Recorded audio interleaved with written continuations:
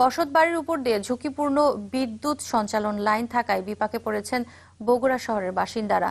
সঞ্চালন তার এতটাই নিচ দিয়ে গেছে যে গত বছর ছাদে কাপড় শুকাতে গিয়ে প্রাণ হারান এক কলেজ ছাত্র। অভিযোগ, বিদ্যুৎ অফিসে বারবার এই বিষয়ে ধর্ণা দিয়েও মেলেনি সুফল। সবশেষ বিকল্প লাইনের দাবিতে জেলা প্রশাসকের কাছে লিখিত আবেদন করেছে স্থানীয়রা। বগুড়া শহরের ঘনবসতি এলাকায় যেখানে সেখানে টানা হয়েছে বিদ্যুৎ লাইন। ১৯ কিলোমিটার এলাকা ছেয়ে আছে ৩৩,০০০ হাই ভোল্টের বিদ্যুৎ লাইনে। মাঝে মধ্যেই ঘটছে দুর্ঘটনা। গেল বছর ছাদে কাপড় শুকাতে গিয়ে বিদ্যুৎ স্পৃষ্টে মৃত্যু হয় এক কলেজ ছাত্রের। পিডিবি ও পল্লী বিদ্যুতের সঞ্চালন লাইনগুলো অনেক নিচুতে থাকায় নির্মাণ করা যাচ্ছে না বহুতল ভবন।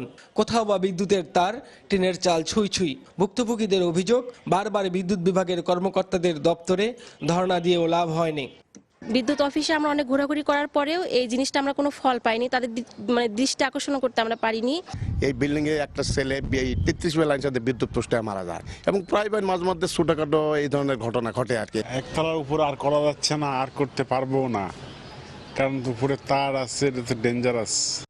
পল্লী বিদ্যুৎ সমিতির কর্মকর্তা বলছেন, জনস্বার্থেই বিদ্যুৎ সঞ্চালন লাইন, এ ব্যাপারে কিছু লোকসান মেনে নিতেই হবে। আমি যেখান থেকে লাইন দেবো সেখানে যাদের জমি আছে ওদের কাছে যদি বলি যে আমি এখান থেকে লাইন নেবো, আপনাদের আপত্তি আছে কিনা, সবাই আপত্তি দিবে, লাইনও হবে না। তাহলে সবার স্বার্থেই আমরা করতেছি, সরকারি খরচে লাইন হচ্ছে, এটা তো তাদের জন্য করতেছি।